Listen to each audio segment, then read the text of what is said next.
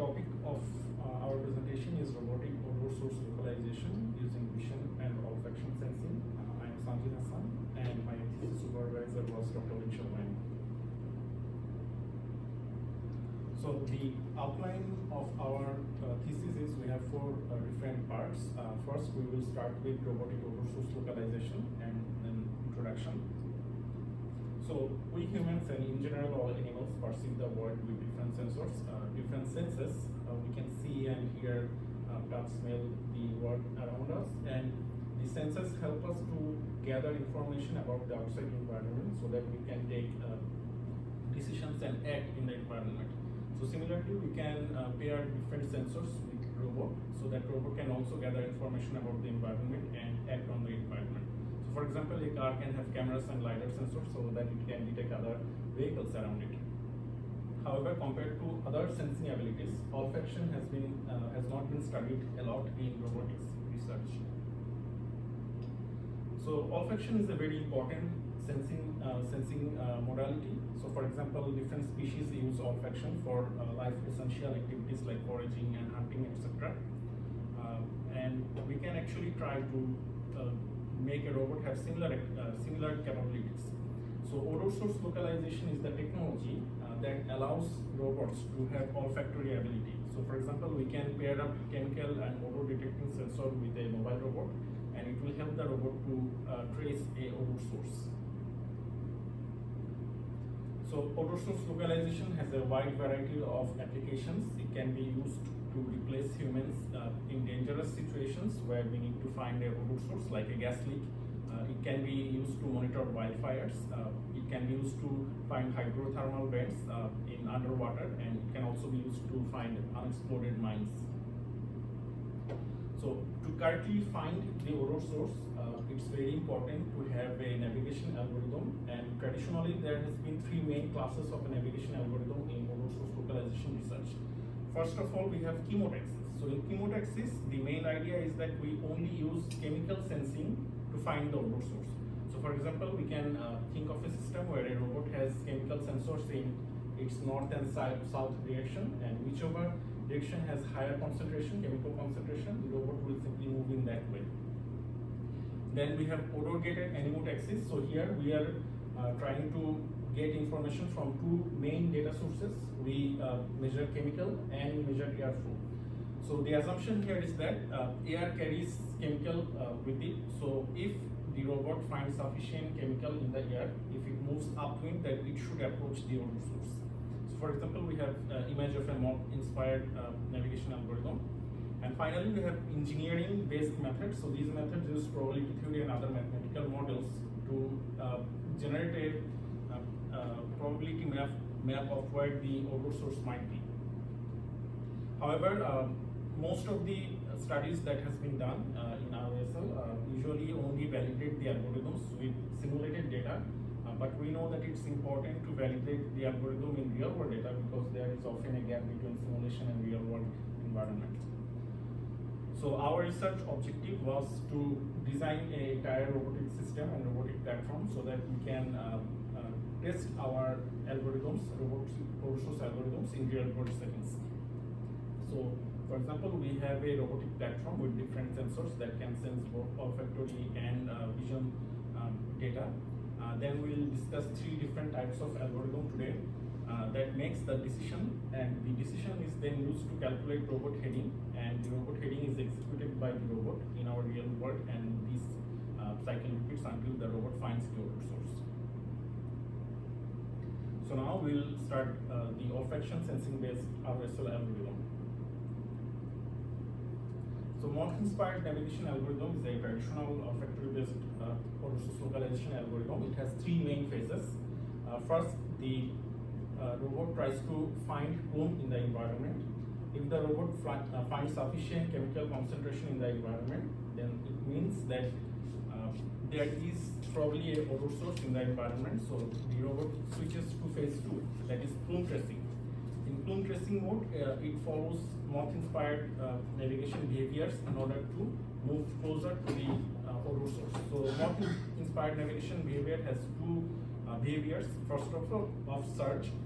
So in search, if the robot has sufficient chemical concentration, it will move upwind in order to approach the odor source, and if loses the chemical concentration trace, then it will move crosswind to again find sufficient chemical concentration. Again, if it finds sufficient chemical concentration, it will start moving upwind again to approach the odor source. So this is our robot platform, the hardware and the software setup. So we built our robot platform on top of TurtleBot 3 robotic platform, and then we added some additional olfactory sensors with it. So TurtleBot 3 is based on Raspberry Pi. So OpenCR helps collect all of this information and connect it with Raspberry Pi platform, and we have Ubuntu running in both our mobile robot and in our remote computer. So we can connect our mobile robot with the remote computer, and robot operating system ROS helps us to collect information from the robot and then again send our information back to the robot. So we will later show that we need to run computationally heavy algorithms like machine learning algorithms for our robotic odor source localization. It's very difficult to run it in our low powerful mobile robot. So by pairing it with a different remote computer, we can actually calculate the headings in the remote computer and send the information back to the robot. So for our experiment, we conducted the experiments in the automatic control lab in NetCan. So we have a odor source. It's a humidifier that emits ethanol. Ethanol is a non-toxic chemical, and we have a fan behind the odor source that propagates the chemical down the area.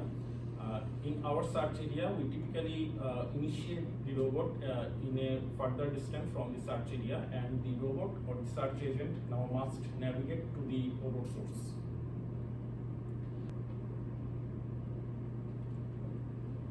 So we can see that the robot started at a further position from the odor source, and now it's following the Morse-inspired algorithm to approach the odor source, and it typically switches between plume tracing and plume search and casting behaviors in order to approach the odor source.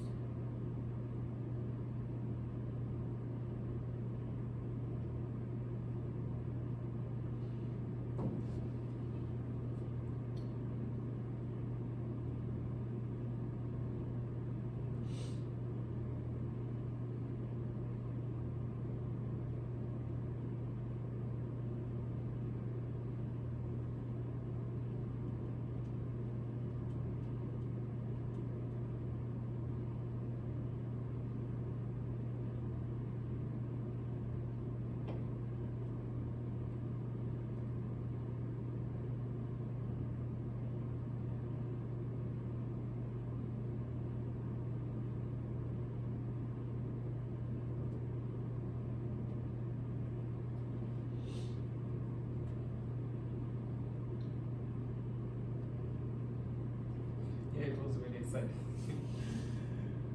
So now we will start olfaction and vision sensing based robotic odor source localization algorithm. So the main idea here is that traditional robotic odor source algorithms use olfaction data to find the odor source, but we know that vision data can also contain important information for us to localize the odor source. So for example, in the kitchen, we may smell burning smell, and if we look that there is a fire going on in our gas burner, we can instantly localize the odor source to the fire burner. So visual information or visual data can have information for localizing odor source. In addition to humans, we know that raptors, fruit flies, mosquitoes, many different animals also use vision for localizing odor source as well. The challenge is here that it's more straightforward to extract odor source information, odor source location information from chemical data or olfactory data, but we'll need machine learning based approach to extract information from vision data. So for that purpose, we used object detection model. We trained a yellow V7 model for detecting and locating visible odor plume. So we used visible plume as a marker of a odor source because visible plume is a distinct feature of many different odor sources. So for this, we annotated 243 robotic visual frames in our lab, and then we trained the yellow V7 model, and of 100 and a batch size of 16, we got a testing accuracy of 93%, so it performed well. So this is two sample frames from our robot, and the visible plume above the humidifier, that's what the vision model is trying to detect. So the proposed vision and olfaction fusion navigation algorithm.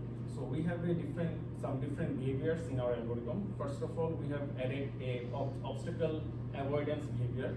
So basically, we use our laser sensor, and the robot or the algorithm calculates the distance from obstacle from a different angles, and it tries to avoid if there is an obstacle surrounding the robot. We also have a vision-based navigation behavior. So if the vision model finds plume in the visual frame, then it will calculate the coordinate of the bounding box. So if the bounding box is in the right side of the image, the robot will shift rightwards in order to approach the robot source, and vice versa. So overall, the fusion navigation algorithm first checks if there is obstacles in surrounding area. If there is an obstacle, the first priority is to avoid the obstacle. After that, it will check if there is a valid visual of the odor plume. If there is valid visual, it will try to approach the odor plume following the vision. If there is no valid visual, then it will follow the traditional moth-inspired navigation behavior. So it will switch between search and casting in order to approach the odor source. And finally, if it finds the odor source, then our task is completed. Otherwise, it will start from the obstacle avoid behavior again. So we have our navigation task. In our search area, we have the odor source, we have a fan, and we have our search agent. As you can see, we have added some obstacles in our search area. The obstacles perform a few important functions. It tests our obstacle avoidance capability. It prevents direct visual of the plume from the robot. So robot also have to follow the obstacle olfaction-based navigation behavior in order to approach the odor source. And furthermore, the obstacles complicate the airflow. So usually, traditionally, olfactory-based navigation struggle in turbulent airflow environment. We can understand, because since it follows air in order to reach the odor source, if the air is turbulent, then it's difficult for olfactory algorithm to reach the odor source. So we use two fans in order to create artificially turbulent airflow in our environment. That's a schematic diagram of our environment, and we have a five fixed starting positions so that we can compare different navigation algorithms' performance.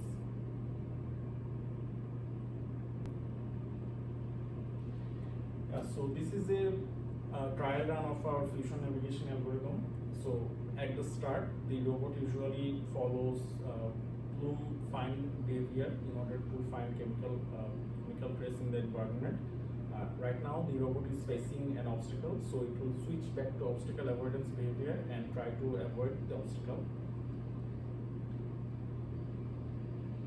So after the robot avoids the obstacle, if it can see the plume directly, it will switch back to vision-based navigation. If it can find the plume in the visual frame, then it will again switch back to olfactory-based navigation behavior and approach the odor source.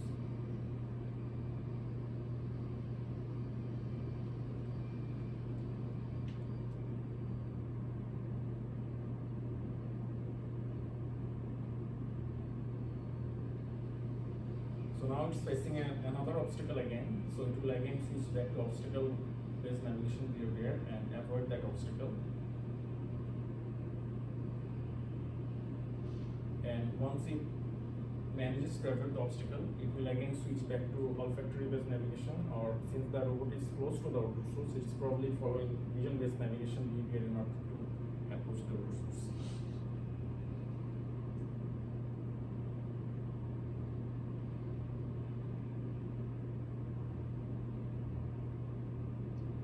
So this is a trajectory graph of the sample run. We can see the navigation behavior that the robot was following is outlined in the graph.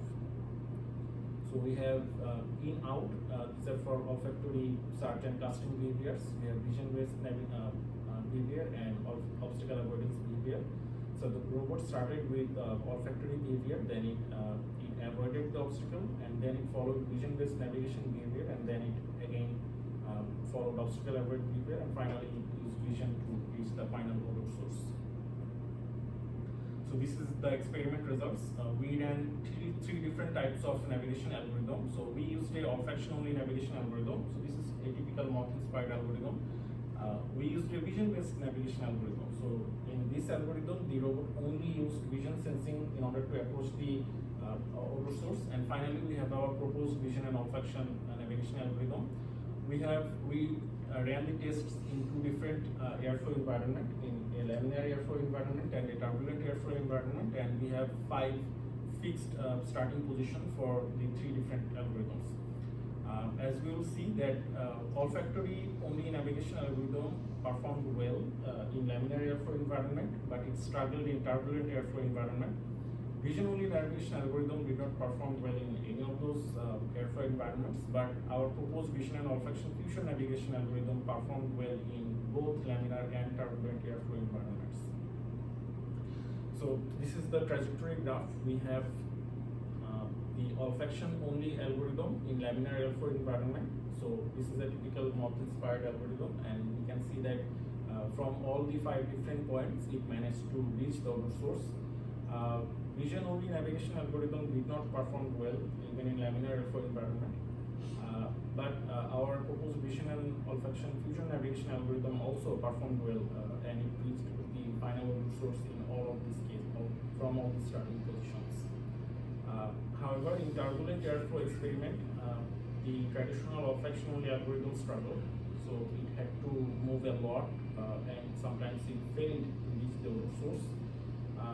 Vision only navigation algorithm, again, it did not perform well, but our trajectory graph of olfaction and fusion navigation algorithm shows that it actually performed well also in turbulent airflow environment, because by the time the robot can see the odor source in its visual frame, it switches back to vision based navigation, so it does not use olfactory sensing to reach the odor source. So because of that, it's not affected by the turbulent airflow. So this is the final experiment result. You can see that our proposed algorithm had the highest success rate, the lowest average search time, and in average it traveled the least amount of distance in order to reach the odor source. And the findings were published as a journal article. So now we have our last algorithm, the multimodal reasoning based RSL algorithm.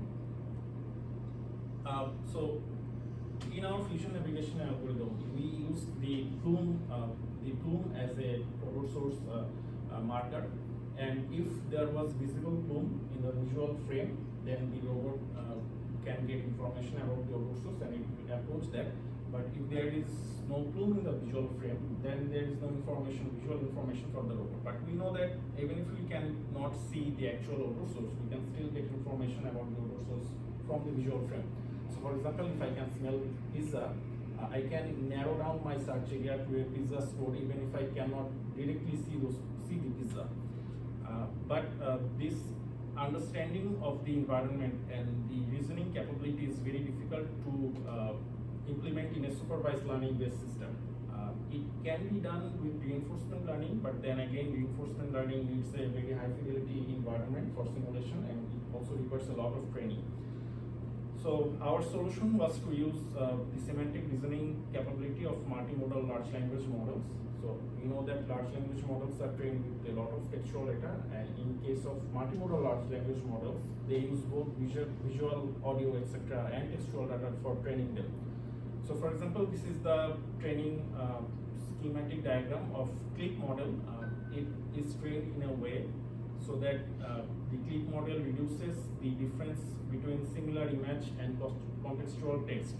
So this grows a ability of contextual reasoning ability in those models. So because of their object or environment understanding and reasoning capabilities, these models are used in robotics, mainly in 2 different ways. They are used for semantic understanding and chain of thought reasoning in robotic systems. They are also used for action planning. In our case, we use their semantic reasoning and semantic understanding and chain of thought reasoning capability for our research. So in our ROSL navigation task, we input raw sensory data to a multimodal large language model. It reasons, understands, and tries to reason over the output to generate an action decision. And finally, we calculate our heading command for the robot based on the selected action decision. So the overall idea of our multimodal reasoning algorithm is somewhat similar to the fusion navigation algorithm that we discussed. The robot first follows obstacle avoidance behavior to avoid obstacles in the environment. So this is based on the obstacle avoidance behavior that we discussed earlier. If there is no obstacle in the surrounding area, then the robot will try to craft a prompt for the multimodal LLM model. So it will use the current visual frame, so that means the current image of the environment. It will use the plume concentration sensor readings, and it will use robot objective, action selection instruction, and output instruction to craft a final prompt. So these three, they don't change from frame to frame, but the image and the chemical data is changed from frame to frame. The prompt is then passed to a multimodal LLM. So for example, in this case, we have used GPT-4o as our model. And GPT-4o has been given some instructions, and based on the prompt, it can select either one of three vision-based navigation action or one of two olfaction-based navigation action. Finally, the actions are used for calculating heading. So this is also handled by the reasoning algorithm. And if the robot, after executing the heading, if the robot finds the odor source, then that's the end of the search. But if it hasn't found the odor source yet, that it will start looking from obstacle avoidance again.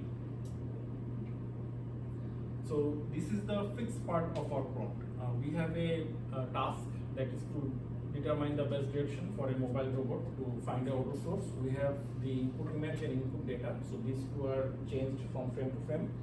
We have some action selection instructions. So for example, if there is a vapor emitting object in the current visual frame, and if it's located straight ahead, then it should select action 1 and go straight ahead. If it's in the right or left position, it will select action 2 or 3.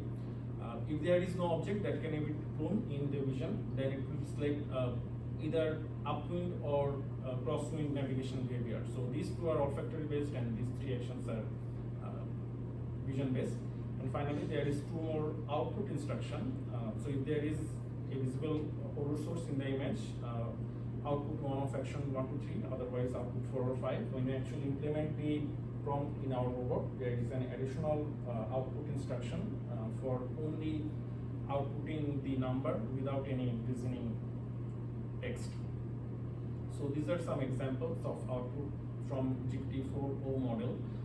So this is the easy case. There is no odor emitting plume source in the image. So the model successfully reasons that okay, since there is no odor source in the image and the odor concentration value is 515, the threshold is set as at 600, so it should follow crosswind navigation behavior in order to find odor source. In this case, there is again no odor source or plume in the image, but the olfactory reading is 658, so this is higher than the threshold. So the model selected action 4, which is upwind navigation. And in this image, there is a odor source in this image. So for that reason, since the odor source is slightly right part in the image, it selected action 2 in order to approach the right forward right direction. Then there is this tricky image. So there is the odor source in the image, but it's very not very clear or visible. So in this case, the model actually performed very well. So the model has not detected any visible odor plumes, but it manages to detect the fan in the image. And although we haven't instructed the model to follow the fan, the model still reasoned that since there is a fan, it is possible that the fan will actually propagate the odor in the environment. So even though I cannot find the odor source in the image as I was instructed, since I have found the fan, I will now approach the fan in order to find the odor source. So it actually took the right decision, even though it was not included in our instruction. But if we use the same image and same chemical reading and run them a number of times, in sometimes the model will actually return a wrong or incorrect response. So for example, for the same output, the model outputted that output was to follow olfactory based behavior. So sometimes it can not be fully accurate. So this is our navigation task for the experiment for our multimodal reasoning task. So we can see a similar search environment here as well. We have some obstacles in the middle. So again, the obstacle prevents from initial vision of the odor source, and it also tests our obstacle avoidance behavior. This time we have a number of different objects next to our odor source. So this is the box of the humidifier, and this is a false target. So if the model was trying to actually set the humidifier as the odor source, then it's possible that the false target will actually make the detection less accurate. And this is a schematic diagram of our experiment. We have 4 different starting positions for comparing different algorithms, and we have the 2 different fan locations and so on. So this is the sample run using our multimodal reasoning based algorithm. So at the start, the robot typically follows olfactory based behavior in order to approach the odor source. Once it's facing an obstacle, it will switch back to obstacle avoidance behavior to navigate around the obstacle.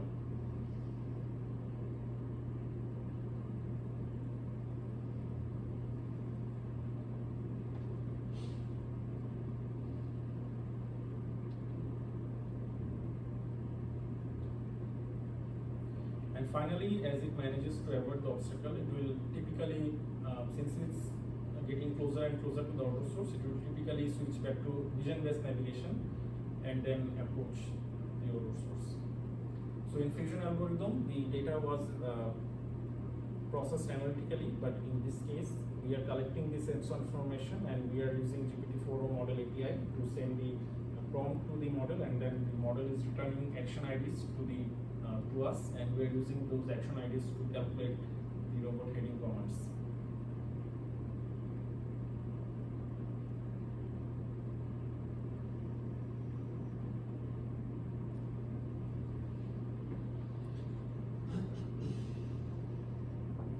So these are the trajectory graphs that we generated from our multimodal reasoning based model. As we can see from the 4 different starting positions, the robot model actually performed well. So from all the different starting positions, the algorithm managed to find the odor source. And if we compare the performance with our fusion navigation algorithm, we can see that it's almost similar. So that means in laminar airflow environment, the GPT-4o model can be used for locating our odor source. So that was the main part of our presentation. I would like to thank Dr. Lingsha Wang for his mentorship over the last year. I would like to thank my thesis committee as well. I would also like to thank Mr. Khan Rakib Mahmood, who is not present with us here. He's attending a conference, and also I would like to thank our computer science faculties as well. And I decided to dedicate the work to my father and my mother, Mr. Janaka Sushin and Mrs. Sanuman Kar. So that was the presentation.